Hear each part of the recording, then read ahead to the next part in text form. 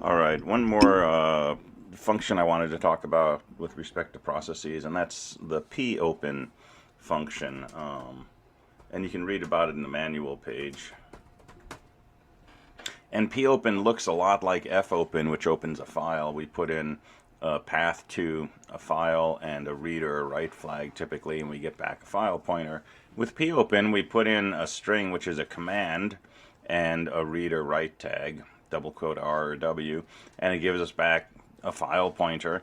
But we can use this to read the output of this command, whatever it sends to standard out, if we open for reading, or if we open for writing, we can write into this file pointer, and whatever we write will become standard in for that command. So let's just look at a couple of examples of this, and this gives us a little more control than the system command, which lets us execute a command, but the output goes to standard out, and we can't really capture it. So let's make something called reader.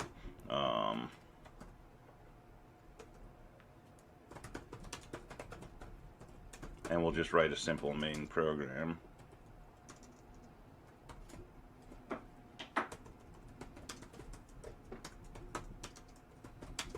So we'll have a file pointer.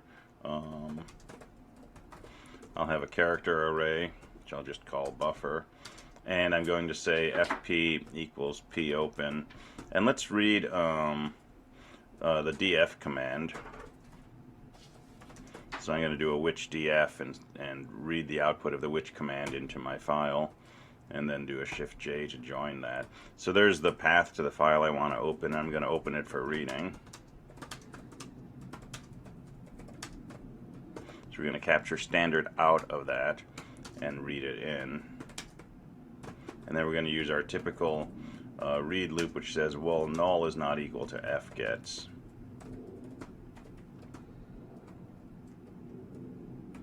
And so this is going to read each line of df's output.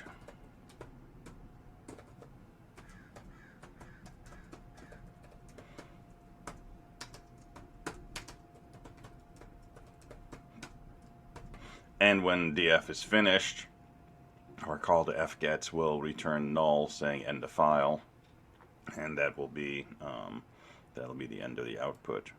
So let's go ahead and run this.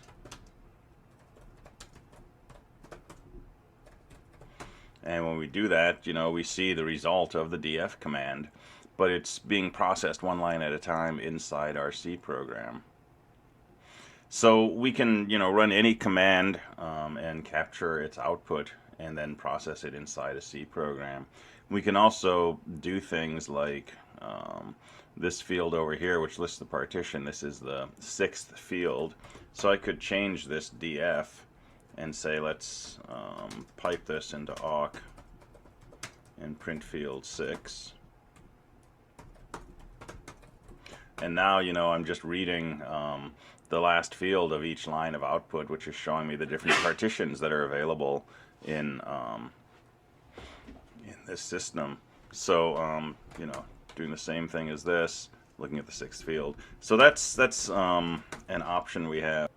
All right, and we can also do this for driving a command. We can use popen to write into standard in of a command. So let's make a file writer.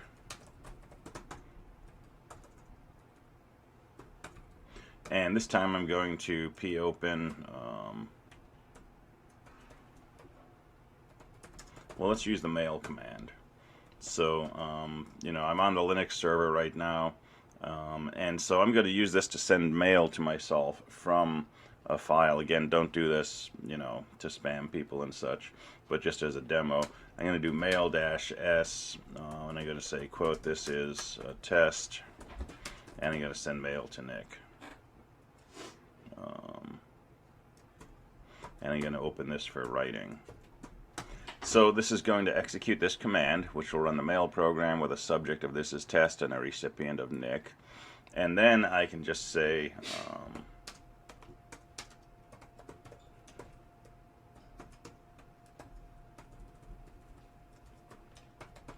hello.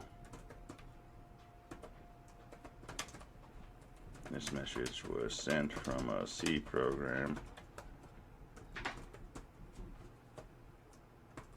Have a nice day.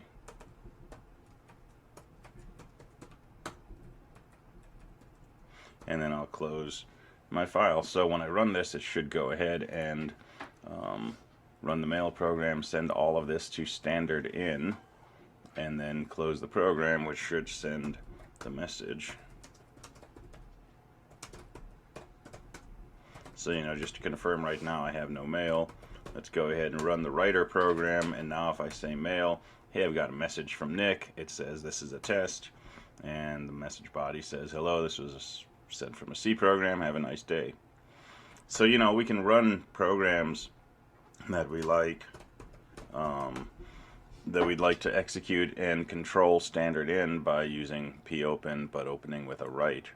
So if you just want to read from or write to a command, popen is a really good way to go. If you don't want to do any interaction with a command, you can just say system, parentheses, name of the command. But if you want to do both, if you want to read and write, we have to do something more complex, which I'm not going to get into here, but basically we would fork, we would have the child run execl like we did in the previous video to change itself into whatever program we want to run. But before we do that, we would use a function call named dupe2 to connect standard in and standard out on this child process to a pair of what we call pipes. And the pipe function call, I think it's in chapter 2, the pipe function call lets us create a pipe inside a C program, and we can write into one end of the pipe and read from the other. And so using this, we can create a pair of conduits to standard in and standard out of whatever program we want to execute, and then we can access those streams from our C program. So that's a whole nother lecture that I may or may not do at some point, but it's beyond what we need to do for this course. Mostly system or just popen for reading or writing will take care of most of what we need. All right, thanks.